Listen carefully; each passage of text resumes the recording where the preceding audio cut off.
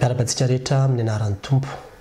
Androany dia nisafidy manokana ny tenako anao ity video fampahirezana ity hampahirezana antsika kristianina rehetra izay mandalo ady fisedrana olana sarobahana amin'izao ankehitriny izao. Mijery an'ity video ity ianao tsy kisendrasendra nahitanao an'ity video ity fa tena ny tompo mihitsy no te hampahiry anao sy te hampafantatra anao reto zavatra manaraka ireto.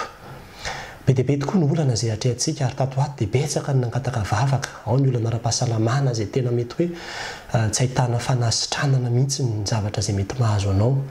Ary ao ihany koa ny olana amin'ny asa fivelomana, ny olana ao amin'ny fianarana, olana amin'ny arabola, olana amin'ny ao-tokantrano, ny fifandraisana amin'ny vady, olana amin'ny zanaka.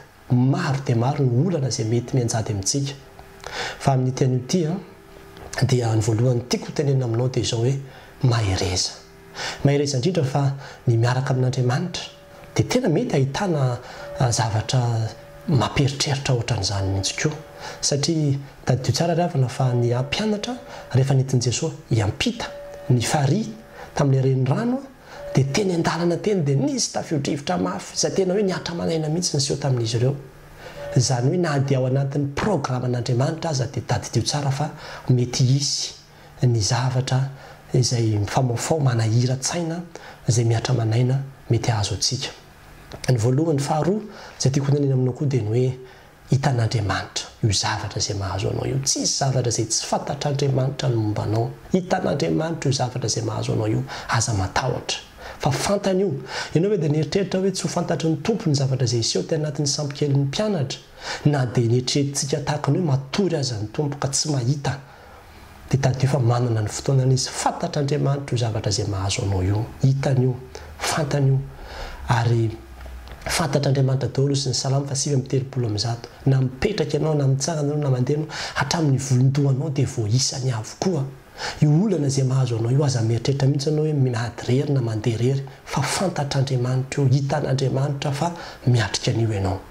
Fa izao kosa nefany fahatelo, mihavana amin'Andriamanitra.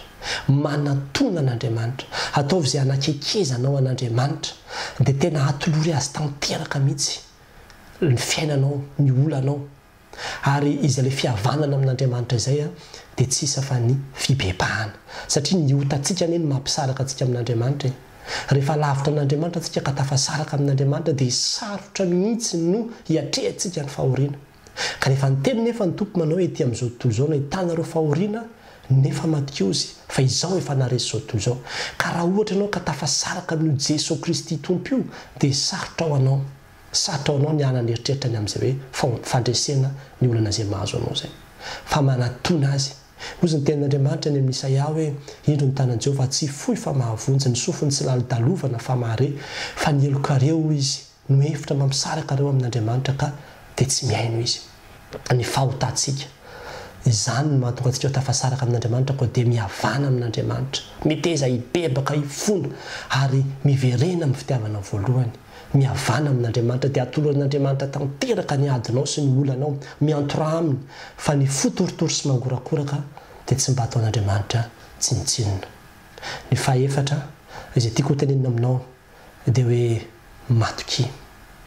Matoki ny fitiavan'Andriamanitra anao. Matoki fa tian'Andriamanitra ianao. Ary ny zanany azy ozy ny tenin'Andriamanitra nomeny antsika maimaim-pona. Nomeny antsika tsy nitazominy azy fa nomeny antsika. Maika fa ny zavatra rehetra aveo tsy omeny antsika miaraka amin'izany koa va ny zavatra rehetra tian'Andriamanitra ianao. Ary ataovy zava-dehibe ao anatrehanao ny fahafantarana an'izany. Ray izay tena tianao Andriamanitra ka tsy sitrak'Andriamanitra ny afatesany ratsy fanahy. Tsy sitrak'Andriamanitra ny havery anao, tsy sitrak'Andriamanitra ny hatonga anao ho resy ao anatin'izao olana izay mahazo anao izao.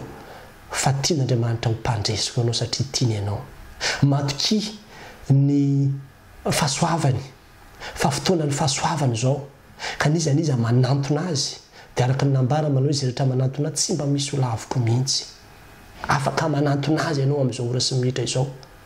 Ary matoki koa ny heriny sy ny fahalebiazany. Fa tompo ny tompo sy mpanjaka ny mpanjaka izy. Mahay manao ny zavatra rehetra. Ary manana ny fahefana rehetra any an-danitra sy ety ambonin'ny tany. Ary mahay manova na dia ny atsimo azo tonga avaratra raha ilaina izany hamonjenanao.